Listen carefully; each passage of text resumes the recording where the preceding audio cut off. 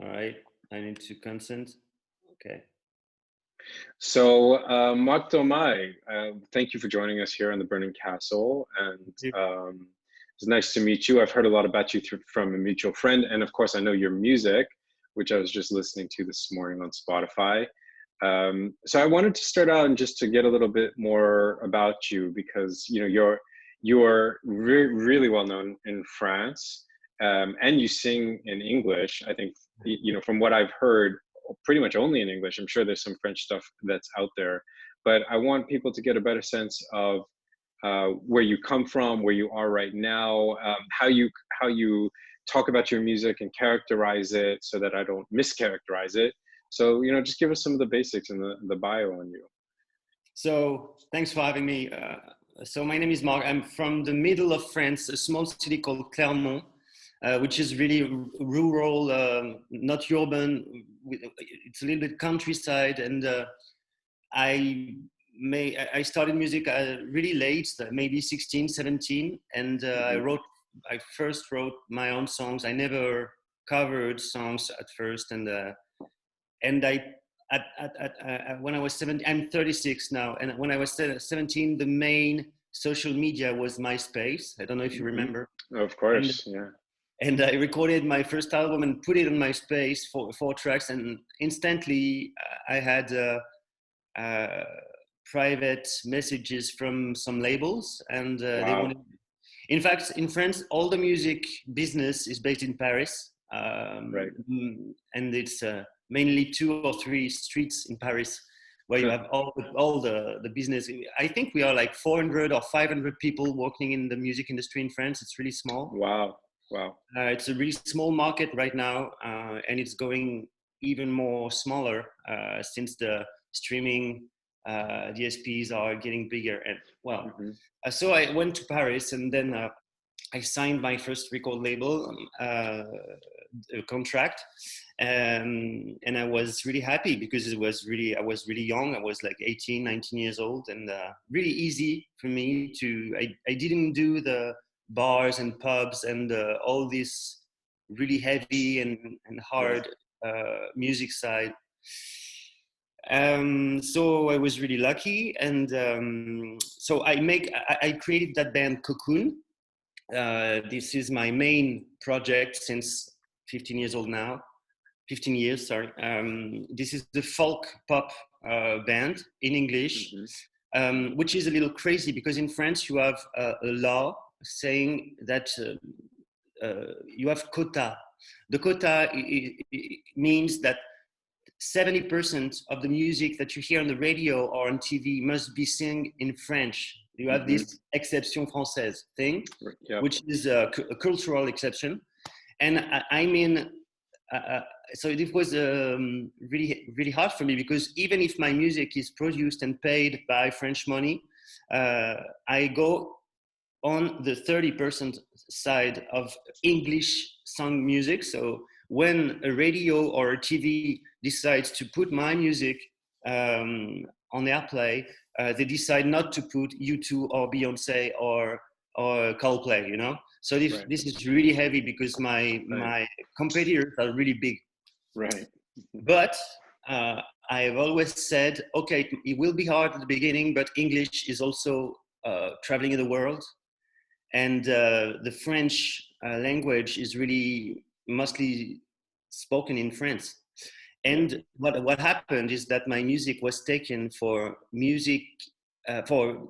publicity, advertisement, and cinema all around the world. And I started to travel first in Germany, in the US, in the UK, in Asia, in North Africa, and I started to go everywhere.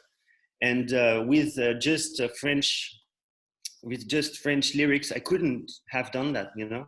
So I don't regret today. Anyway, we signed on Universal, a major company, for the second album because the first one was it sold maybe 400,000 copies worldwide, so it was big. Wow. And the second one did the same with Universal, and then I did I think 5 albums with them. 5 albums with Cocoon on Universal, and my record label at Universal just went bankrupt. So they released all the artists. We are all free now.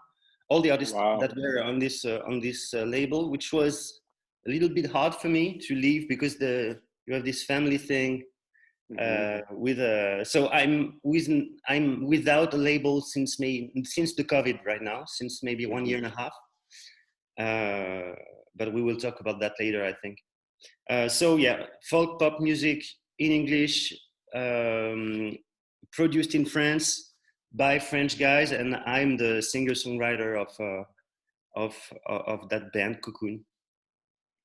So, there's a lot that's really interesting there. I think when people hear a story of someone being, 16, 17, 18 years old, whatever you were, putting your music on MySpace and then just boom, you got the deal. That was amazing. Yeah. That's the fantasy, right? For people in creative spaces and the arts, that's the thing that you always dream about. And I think 99% of the time you find out that is usually not how it works for I most think people.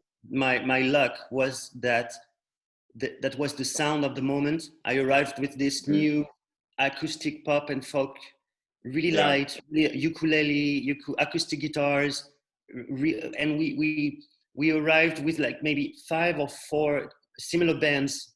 So there was a little scene that was doing. We were doing the same vibe of music. So we were more powerful in media and powerful because we were together with these 5 or 6 bands.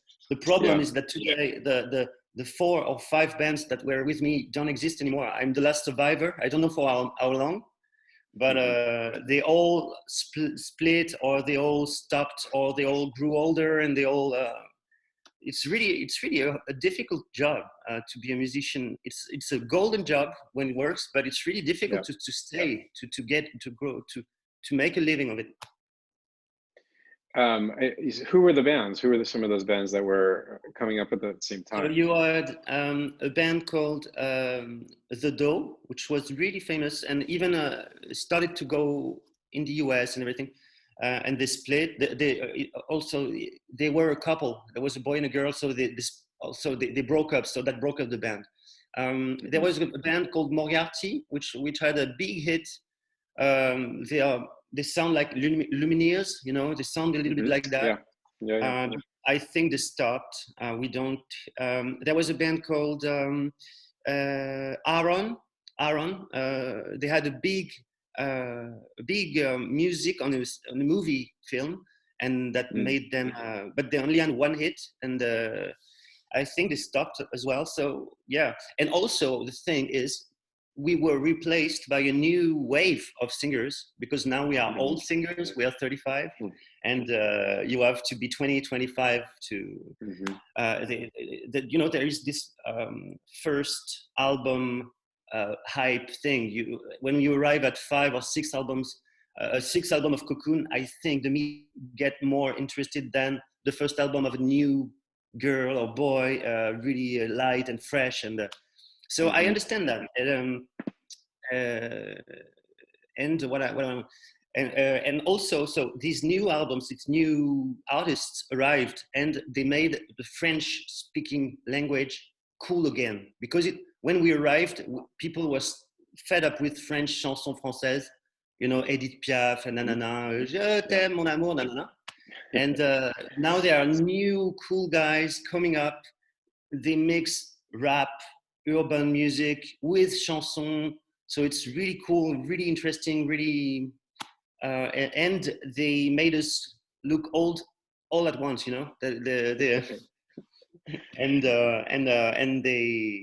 they are the cool guys now.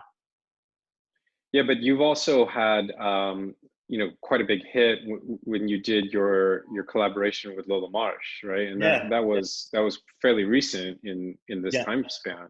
So that's the biggest numbers of streamings and YouTube views ever in my band, which arrived at my 6th album. So I think the algorithm of YouTube and Spotify were hyped by the 2 names, Cocoon and Lola Marsh, and it made like a And I think also that the featuring, you don't have to collaborate with a Beyonce if it's not the same vibe of your music. You know what I mean? Lola Marsh might not be that famous in France. I think they are really famous in Israel. They're very big in Israel. And they are getting there in France, but the COVID went there, and the second album of Lola Marsh I think just went out before the COVID, so it was really complicated. And my album as well, the album with the duet, was released 3 months before COVID, so it was dead instantly.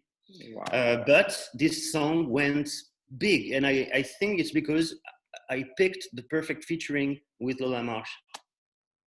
Yeah, well, and also, aside from the algorithms, it's also just a magical song. You know what I mean? It's got this, it pulls you into it, and you want to stay there. Thanks. And I feel like that's, that when I was listening to your music again this morning, just to reconnect to it, and that there's something about that music that has a lot of atmosphere.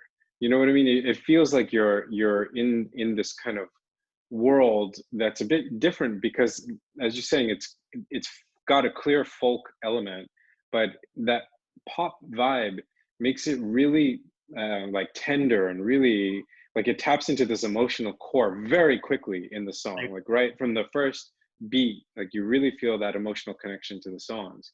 So and that's why when I listen to the Lola Marsh thing, I know who Lola Marsh are, I've heard them, but I'm not particularly connected to the music. But when I hear that song, that I just have that instant connection. I think that's what people are craving, especially today. We're in the middle of COVID. People are sitting at home by themselves. They have been for the last almost 2 years, and they want to feel connected to something. And what is funny is that I talked about rap and urban. If I cut you, I'm sorry if I cut you speaking, because I think I have a latency between you and I. I'm sorry if okay, no, but feel free at any time to interrupt us. This is the benefit of doing this. During COVID, we just my music, the folk pop and Lola Marsh music, it's not really the main streaming and the main music at the moment. The main music at the moment is urban and rap music in all over the world. And what happened with COVID is that all the pages of bands like me or Lola Marsh are the pages and the streaming numbers increased by maybe 30 or 40% just thanks to COVID, because the kids are listening the same song over and over again, during the transport in the morning to go to school. And we as adults, we don't do that. We listen to the same album maybe 2 times in a week. So that's why also these bands have less big numbers of streams and sales. But what happened is that during the COVID, the kids couldn't go to school, so they couldn't listen to the same thing again. And it started to the jazz and classical music and the world music and the folk music, all the sweet music became really more important, because people were discovering things with their parents, and they were at home. So they also decided to buy an abonnement on Spotify or YouTube or Apple Music, to buy a monthly subscription. Sorry. So I think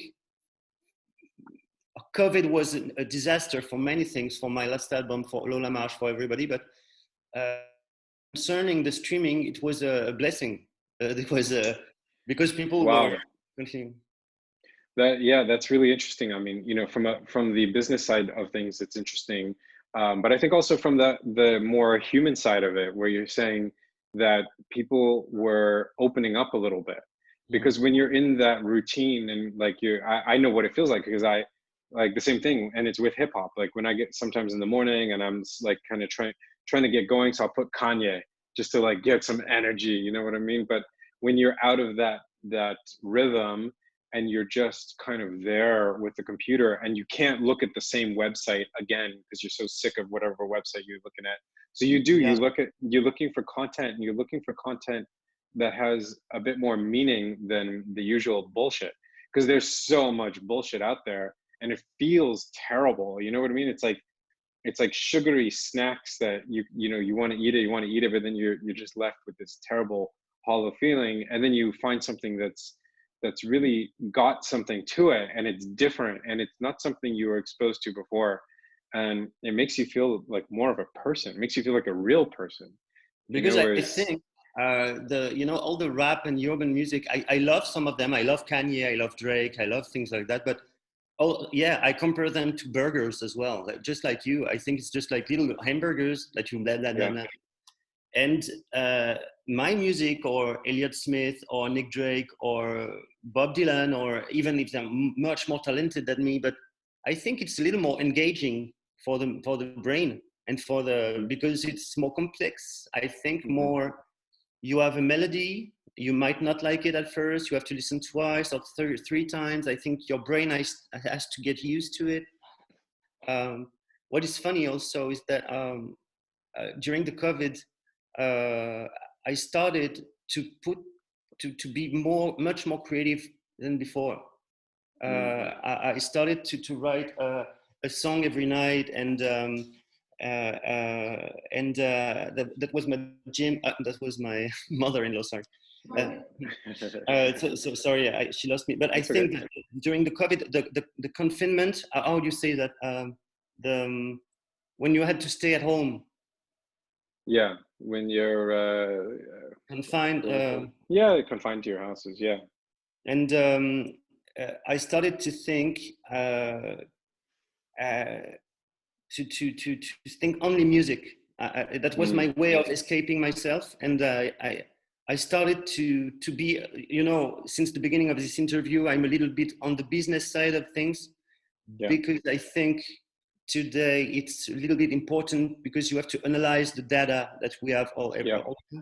But for the first time, I started to forget all the data, all the business, and I started to write. And my goal was to write one song per day, and that was my way of Mm. escaping from COVID. And I don't know why I'm saying that, but I think it's really important, because I reconnected to the music, to the teenager Mark Daumail, you know. Yeah, I do know, and it's something I was just talking about this with a friend last night, who's a screenwriter, French screenwriter, and I just released a book in the last few months, and with the book launch, it's just about marketing, marketing, marketing, PR, numbers, analysis, data, and in the world we live in today, you as the creator, the artist, are responsible. You have to be Yeah. involved in that stuff because it's your thing. But what happens is, and what you're pointing to, is that it pulls you away from that creative space. And once you leave the creative space, it's very hard to be back in that place where you feel kind of open and just kind of drifting and ready to explore. And I think that's something that creative people around the world are probably having to face, which is playing two roles at the same time. You can't just be the creative who's like having the creative moment all day long. I mean, you can if you want, but it doesn't necessarily mean that anyone's going to read you or listen to your work or watch you, whatever it is.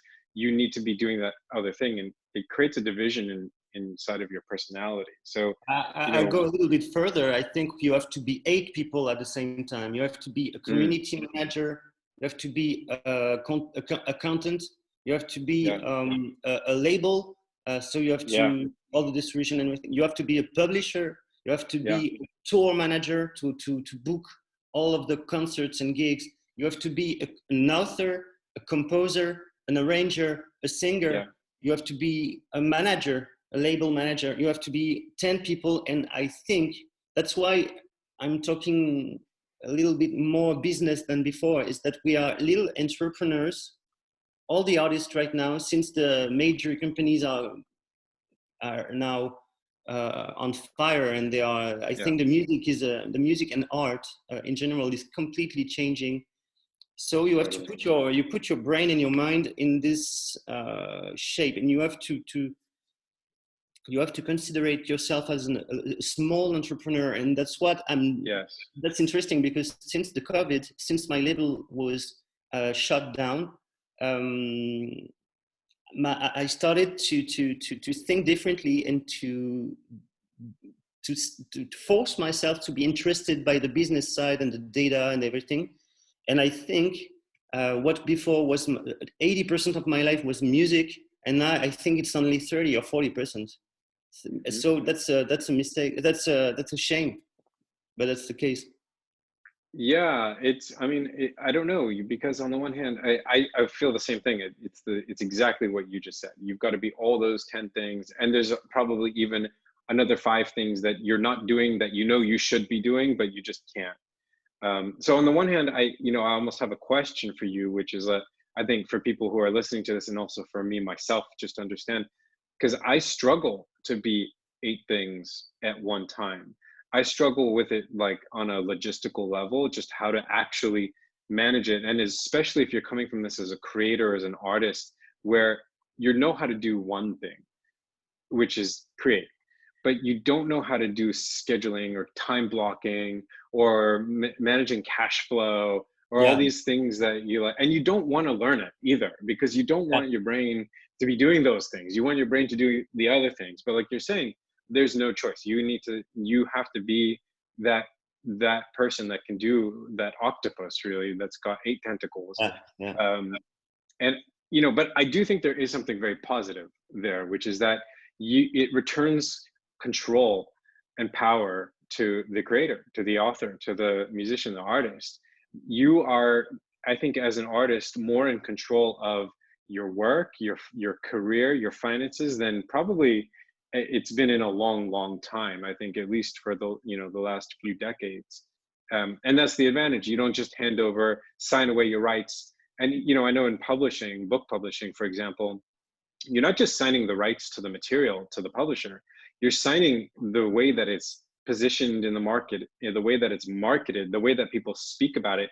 You no longer have control. Once you sign that paper and they give you your money, if they want to market your book as like a teen romance book, even though you feel like it's a literary novel or whatever the case might be, too bad. It's not up to you anymore. And I think that's what being 8 people in one can do for you. But I think the question then becomes, okay, fine, how can we be 8 people at one time? And how do you do it, is my question for you.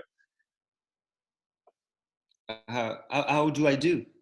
How do you do it? How do you exist as 8 people at one time? So that's the best question of this whole podcast. So it depends. For all the artistic producer, singer, songwriter, arranger, composer, author, I know it's okay. I can do that. I just need maybe 5 to 6 hours per day for that. So right. So I compartment my time, my daytime. So 5 hours per day. Then on the morning, I try to do all the the paperwork. So I decided to hire people. So now my label, I created my label, which is called Yum Yum Records and Yum Yum Publishing. And so I started to hire 1 and 2 persons. One is my wife, which is now a full-time job on the label and publishing. So she's the contact with the accountant with all the money thing. I don't know how much money we have on the bank account. She knows. I don't want to know. I just want to know, can I buy a new guitar? Yes or no, Right. And what is the answer? Is it usually yes or usually no? Usually no. No, she says you already have 10, so it's okay. Right. You don't need. Right. No.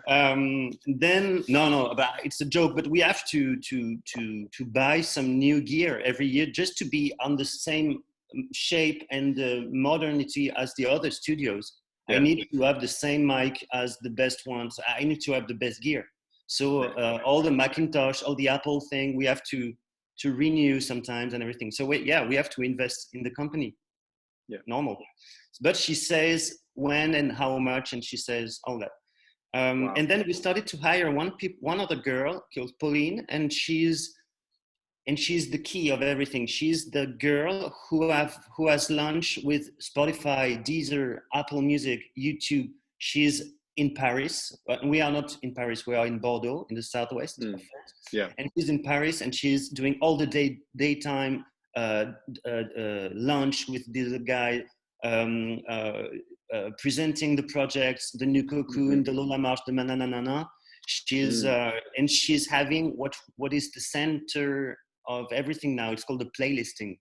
The playlisting is the key thing. It's the new radio. It's that Cocoon is big numbers on streamings because we have many playlists, because we go on having lunch with your friends. You know, the playlisting, you have themes like having lunch, doing the laundry, singer-songwriter, you have everything. And the key thing is to get in there, to get in the playlist. And then it generates like a cash flow, a small, and also it generates streams. So you connect with more and more people every day. So that's why the streaming is the key of everything today, because the CD is dead with COVID. It was already a little bit dead, but the CD is dead. The vinyl is a fake good news, because the vinyl is maybe one of the reasons why the music industry is dying even more, because you have to wait for 12 weeks now to get your vinyl ready. And they are completely overcrowded with new stuff, and the vinyl is really complicated to get, and the numbers are really low. So the streaming, so the CD is dead, the vinyl is not really alive.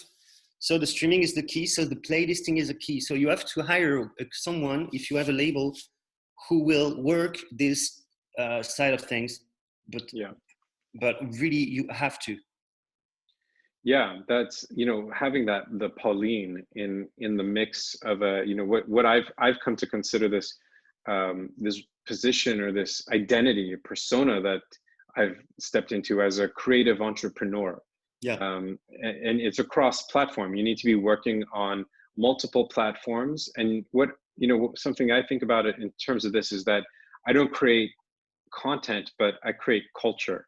And that's a distinction, because, when we talk about content, it's like a marketing thing. You're creating content to fill the vessel. But when you're creating culture, you're creating something to have an effect, to make a change in people's lives, even if it's just a change while they're consuming the culture you're creating. So this is like this new category that I think is emerging, which is what the term I use is a multi-platform culture creator, or more generally, it's being a creative entrepreneur.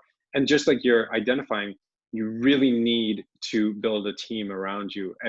But building a team, if people are listening, it sounds easy enough, right? Just find the people, you pay them the money. It's extremely difficult, because finding those people, keeping those people, making sure everybody is communicating, that your goals are aligned with one another, that you just have a rhythm together, that it's so difficult. I mean, these are things that management and business schools have studied for well over 100 years, and they still really haven't figured it out. But So I think the main thing is to at first is to have a brand, and my brand is Cocoon. And since I assume that and acknowledge that, and then I decide to work. It's like Nike or Adidas or Reebok, it's like, but my brand is Cocoon. So it's a small brand. It's good. It's big enough for me. And since I assume there's a brand there, and I assume there's a entrepreneur thing, all that I will do artistically will go into there. But I think you have to assume there's a brand there. And since Cocoon is a well-known brand in France in the music business, since 15 years, and I worked with a lot of people now when I was at Universal, and I met some different guys. Like I said at first, I think we have 400 or 500 people working in the industry, and I know all of them. I know maybe 2/3 of them, and so that was quite easy to find my team, because first my wife, she's my wife, and she was in the music industry before. And Pauline was at Universal before she was fired, because they are really, they have less money than before, and they fire a lot of people every year. And it's a really bad business to go there and to go in the major companies. And I knew her before. I knew her before when she was at Universal, and we were friends before. So I instantly, when I knew she was fired, I called her at first, and then I want you in my team. And that's what I'm doing right now. I'm hiring 2 new people, one for the TV, radio, and web, and one other to go to more radio, TV, like a radio guy, a TV radio press guy. And so I think we will be like 5 people at the end of the year. And all these people were at Universal before. So I take their talents, I take them, and I put them in my team. And I know they're good because they were good before at Universal. Yeah, and I think another interesting point there, and that's something that's very important for people to understand, is that your brand is not, it's not your logo, it's not your design. Your brand is how you interact with the world, which means how you interact with people, how you treat people. And you knew these were talented people, and they probably knew that you are not only a talented person, but that you're a good person to work with, which is why they would say yes. And I think that's something that people really need to keep in mind when they listen to something like this, is to say, when you're building yourself as they call it, a personal brand, it's not about your photo on Google. I mean, it is a little bit, but it's much more about the relationships you build, how you treat people, how you react to people and respond to people. If you're going to be a diva or be an asshole, or if you're going to be a decent human being who sees these people as partners, as collaborators. And I think that's a key difference. And I think that's how this stuff will work. And the other thing I think that's really important about what you're saying is that you really have to be willing to take a risk to invest. And that means invest money. At the end of the day, I mean, we could also talk about investing energy and time, which really, is very important. But you really have to take a risk to invest the money and to find a way to do it. Because you can always say to yourself, well, I don't have the money, I don't want to spend the money, I don't know, blah, blah, blah, blah, blah, blah. But just like any other entrepreneur, if you want the thing to grow, if you want to reach more people and affect more people and create a bigger career and a longer career, then you have to find a way to invest resources into it. So that's a really important point that I've been learning over the last few months, where I went from hiring 0 people 5 months, 6 months ago to at this point I've hired, I'd say close to 10 or more people, not all at the same time, but for various projects or processes that I just can't do it. So, that's also key. For the money side, I think you just have to look at the numbers, which is really basic. So 1 million stream on 1 million stream on Spotify is like 4,000 euros of rights on your account, and 1 million stream on Deezer is 6,000 euros on your account. 1 million streams on YouTube is like horrible. I think it's like 2,000 euros. So you have just to calculate that, and people know that. They know the numbers. It's not a secret. So what I do is that you have 2 ways of paying people. You can pay them monthly or on the mission, or you can pay them on a mission. Like, if you get me there, you will be paid because it will generate millions of streams. So if you get me there, you will be paid that much money. If you get me halfway through there, you will get half the money. You can pay people by the mission as well, because we all are how do you say that, free. We don't it's free consulting, so they don't have to be paid by a year or 2 years, or they don't have to have a contract forever. You can just take. So this mission thing is really important, because in music you release 1 album every 2 years or 3, or 1 single every 2 months. So I can just take 1 people and say, hey, do you want to work with me on this 1 song? Okay. So if you want, I want to go there, and I want to go on that playlist on that radio, or to play that TV show. If you can get me there, how much do you want? How much do you need to do? So that's what we do. We play per song or per album. Yeah, and then it sort of puts that other person in a position that they're also an entrepreneur, because Exactly. then it's about Exactly. them hitting Yeah. their goals. So Exactly, yeah, and that's great. they are entrepreneurs. And Pauline is studying she's out of Universal. She was like depressed, and what I'm gonna do? I don't have this big major fake security above me. Yeah, I'm all alone. Yeah, but you're free. You can do what yeah, you want, and you're the best. yeah, So you have talent, and if they know also if they know that with Cocoon you have achieved that, everybody will call you, and now everybody is calling her because they for saw sure. that she's good. Yeah. Yeah, that's 100% the case, and that's also a double-edged sword. Your people start to do well, then they start to get the phone calls too, which is great. You want the people you're working with to succeed But in yeah, their own yeah, in their own right. yeah, Um, yeah. are you do you guys plan on opening up the brand, the label to other artists, or do you think you're going to keep this as your thing? That's also the entrepreneur and cultural entrepreneur thing. I've always wanted to have my project, which is Cocoon, which is what it is right now, but which still exists. But I think the key is to produce other artists. So since maybe 5 or 6 years now, I'm also a producer for new talents. And what I saw is that it's just exponential. So I just signed a project called Chien Noir, which means black dog in English, Hmm. which is a French singing guy with influenced by Kanye West and Mm. Bob Dylan, so it's really interesting. Wow, that's cool. And he just had, and so I signed him on the publishing side, and I made him sign on a big label called Believe in France. Hmm. For the label thing, because I don't want to release his albums. I just want the publishing and to help him value his work.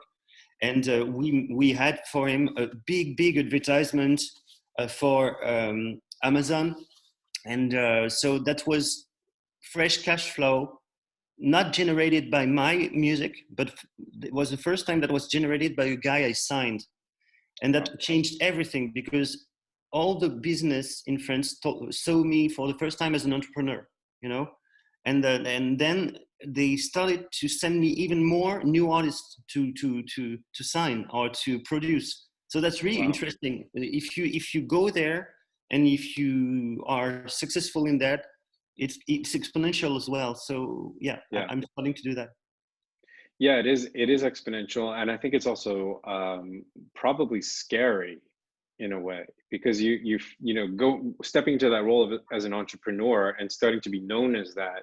I know I would have a fear that I would never come back to the creative thing, and it's something that I'm wrestling with right now, to say I'm doing all this creative entrepreneurship right now, and I'm starting to wonder what happened to that creative dream of mine. What happened to the dream of being the fiction writer and all that, the purity of that dream, which the purity is also very naive.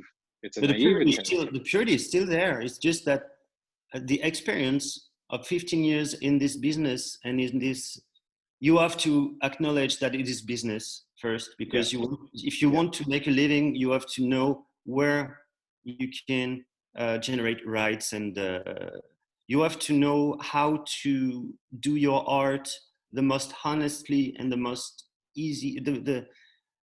Yeah, you have to it's a fragile mix between art and sensibility, and the little Mark that I was when I was 10 or 12 years old, and I yeah, wanted to be a professional musician, and the 36 years old Mark, which is now okay, so music, okay, you have to do that and that and that and not do that, and so it's hmm, experience.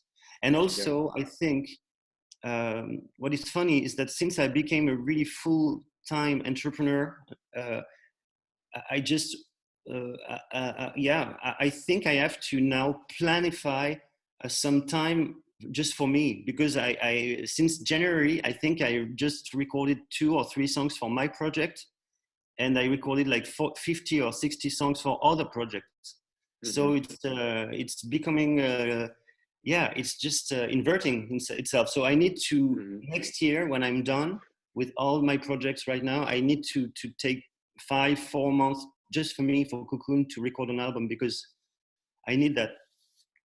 Yeah, it's I forget who it is. I think it might be Stephen Pressfield. He's a American author, and he talks about you have to be your own CEO if Yeah, you're an artist. It's yeah, like, okay, here's your day off, artist, yeah, and here's your day that you're going to work, yeah. artist, and and be accountable. So it's like you got to be playing more than that's probably the ninth role that we have to add is the role of CEO of all Yeah, this yeah, stuff. yeah.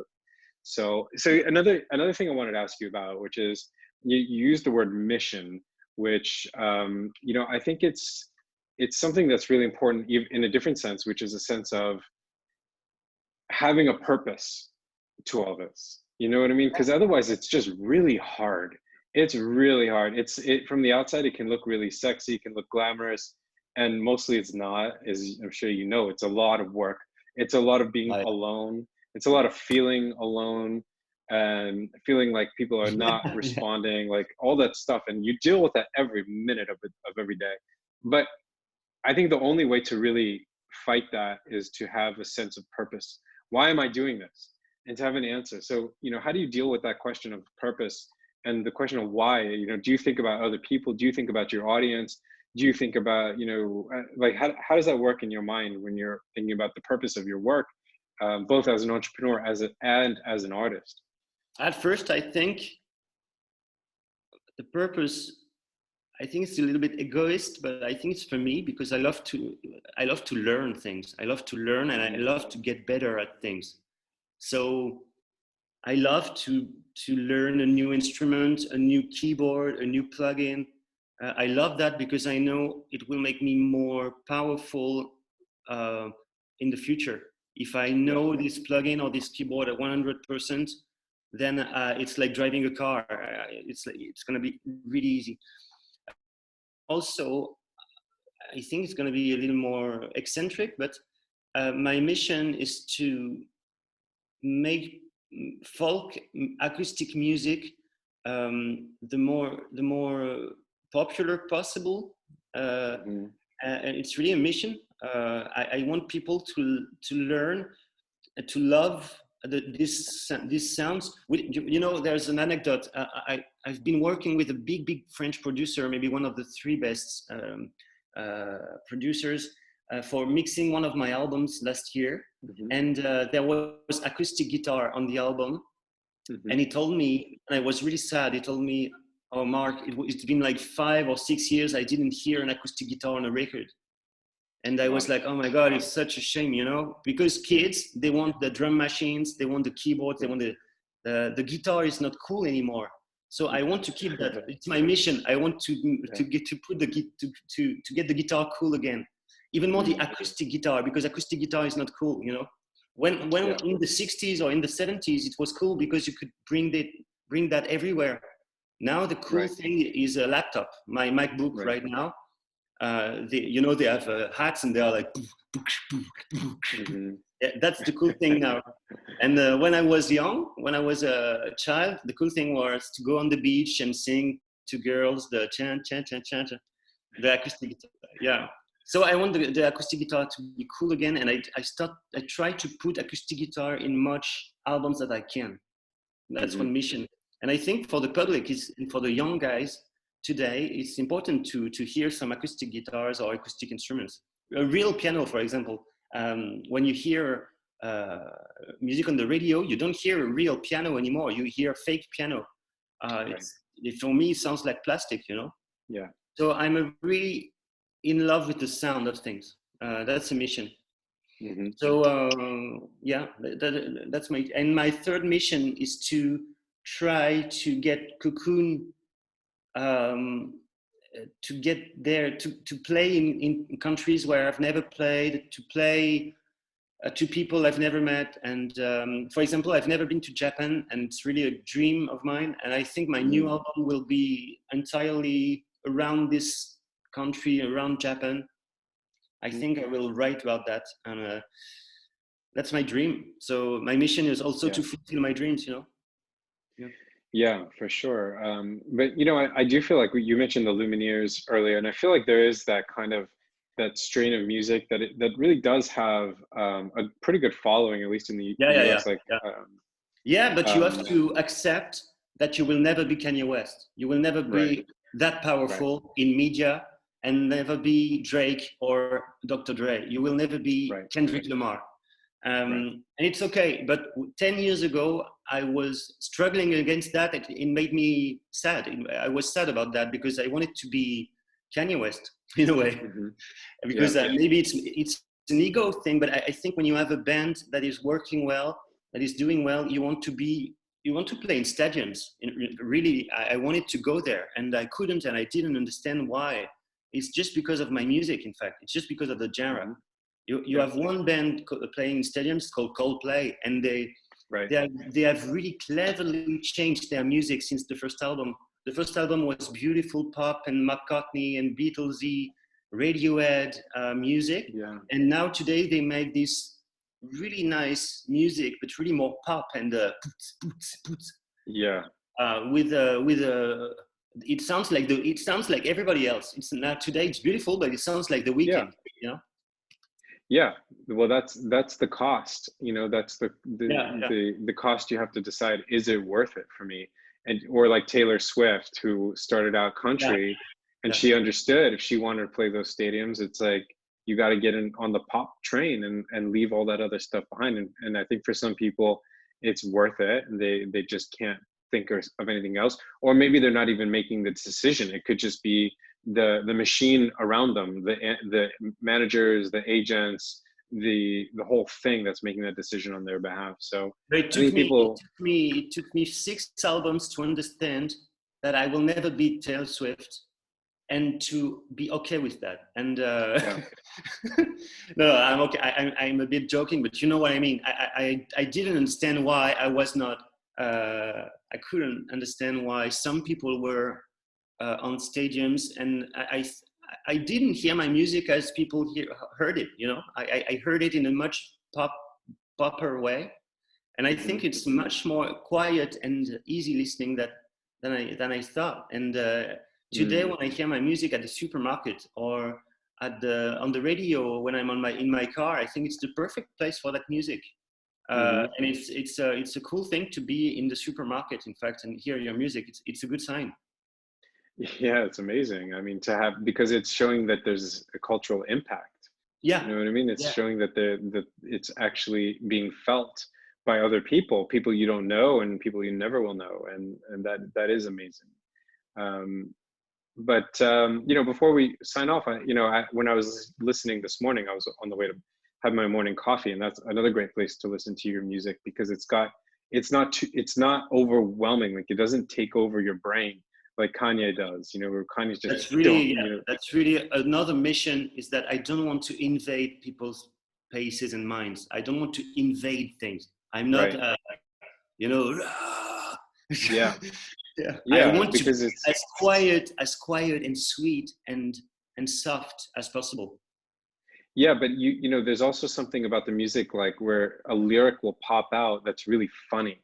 Yeah, There's a humor, where you rhymed something about a plane crash, and that God wants cash, which I actually laughed out loud. I thought it was so funny to hear, and like there's a lot of these little dark notes of humor, yeah, which is yeah. also really great. And it's also something, I do find it's sometimes like in really great hip hop, you can find a sense of humor. Most of the time, not though, because hip hop takes itself very seriously. Like, Hey, the problem with I'm hip hop is me. it's always like drugs, drugs, drugs, girls, girls, Yeah, girls, money, yeah, money, money. You know, it's yeah. Ego. It's the yeah. domain of the ego. And unless you have the real genius who can just transcend that stuff and can actually make those jokes and be funny, be interesting, be self-reflective, but it's very rare. You know, But there's a great band that I just discovered. I'm working with a band right now who made me discover a band called Run the Jews. Do you know them? no. It's an American duet of rappers, and it's super good, super funny. Really? Okay, I'll check that out. That sounds Yeah. cool. Um, so yeah, again, there was so much I heard in your music, so much music that I love. like so many influences that I could pick up, like a bit of Smashing Pumpkins, you know, having the some of the violins, and I think it was your first album. There's like real heavy strings on the album. Sufjan Stevens, who I adore. Elliott Smith, who you mentioned, who I also just found to be And Sufjan, I met him for the first time 2 years ago. I arrived at in the south of France in a hotel, and he was there with his boyfriend, and we were at the swimming pool discussing of music, and I was like, it's amazing how much I connect with this music, with this guy, especially with this album Carrie and Lowell, which I love, and also the music he made for Call Me by Your Name. Which was amazing too. So I have his email right now, and I want him to collaborate with me on a future track. That would be incredible. I think there's, you know, huge potential there. But you know, before we sign off, you know, tell me about some of the names of the bands that you're producing, or the artists, just so that people can hear and get a little bit of exposure for these people, and for us to be introduced to them, to new music. Yeah. Thank you for that. You have to listen to Chien Noir. He has his first EP called Histoire Vraie, which means true story. It's been out 3 months ago, and it's getting great contact with the public and with the media. Cool. And for people listening, that's CHIEN, and separate word would be NOIR. Yeah, Black Dog in English. Thank you. And then a new guy. In fact, I invented a concept which is called the Cocoon Classroom, which means that every 2 weeks on my Facebook, because my Facebook page is my biggest page, because I'm an old artist, I connect and I do a Facebook Live, and I do a classroom of a Cocoon song. So because it's a big community on YouTube with thousands of videos of people playing Cocoon, because it's easy to play. It's you have to only have to get a ukulele or a acoustic guitar. And what I noticed is that they don't play it the same as me. The same as I do. So, and sometimes they do mistakes. So I started to connect with them and create a community of people called the Classrooms. So I play them a song, teaching them the chords, and then they send me their version of the cover they make of my music. So and they have to put it on YouTube. So it creates a big ecosystem of covers, and the best one wins a little gift. So one of them was invited on TV to make a show with me. One of them was invited to sing on an album of Cocoon, and the last one won recording in my studio on my label, and he won a signature with my Amazing. label. That's so cool. That's so cool. And this guy is amazing. He's called Bluebird. So Chien Noir Bluebird. And it's a small 4-track EP, which is beautiful and which is calm and soft and sweet and beautiful melody and lyrics, and which makes me feel good, in fact, because I don't know if you've noticed actually that the music is loud. It's really loud all the time. It's like even you know what I mean? And yeah, I do. The world is loud, and it's the loudness is everywhere. Noise is everywhere, and you everything is in your face. You know what I mean? And it can kill. Like in Israel, when I'm there, I like to go for this. I like to go for coffee in this kind of farm. Basically, they have like a little cart, like a little truck that opens up, and they make coffee there. And it's such a beautiful place, outdoor in the nature, and it's early in the morning. But they're playing the craziest music. They're playing like house music. I'm like, what are you doing? It's like 7 in the morning. Like, let's be peaceful for 1 hour, for 2 hours. Where is it? Where is your coffee? That's in a moshav, a collective farm. It's called Moshav Haniel, Haniel. It's like a kibbutz, or it's like a kibbutz? Yeah, it's like similar. They were they were collective farms, but they weren't like they weren't collective communities. So they were working together, but it wasn't completely um, a centralized authority on the collective farm. I love to But go there. Yeah. it's beautiful, and you have lots of them all over Israel. And there's like this real culture of people. Israelis love to like sit outside and have coffee. Like they can just do that, like the French in a way. They can just sit, and it's something that you absolutely do not have in America. Americans are not like Americans are taking 15-minute lunch and like moving on with the day. And Americans, they live in their car. They take yeah, coffee in the car. Yeah. they take coffee in the car, and that you don't really have that culture, which is something I was reading about. The great innovation of Starbucks was not the coffee. It was giving people what Howard Schultz called a third place. That was not the home or the workplace. It was a third place that they could meet. And that's something that's completely alien to American culture. It still is. Starbucks sucks. It's not fun. It's not nice.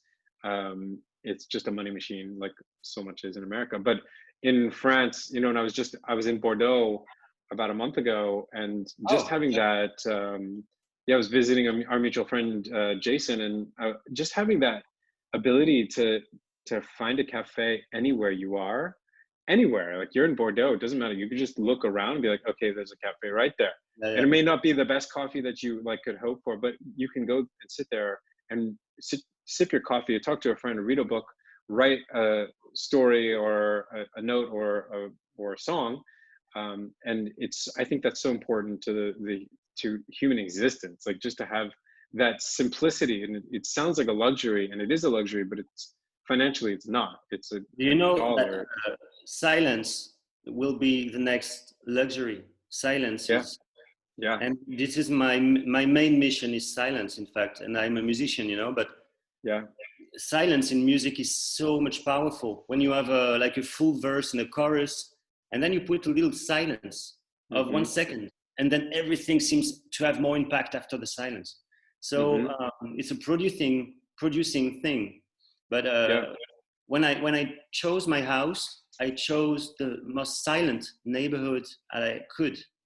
And even if it took me now 20 minutes by car to go to Bordeaux, I don't care. I just bought silence. So I yeah. think it goes with my Cocoon thing and my music. Yeah, that's right. To be inside of the cocoon, which we're always so exposed today. And I agree with you. I think silence is just it's essential. I feel like it's necessary not only to this metaphor of the soul, but I think for the brain.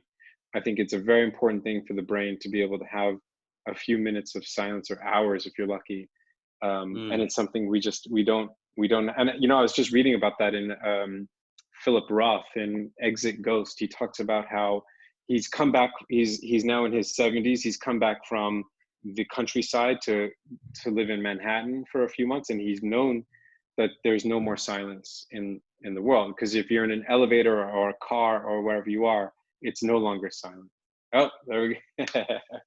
There we go. Yeah, I got my copy right behind me.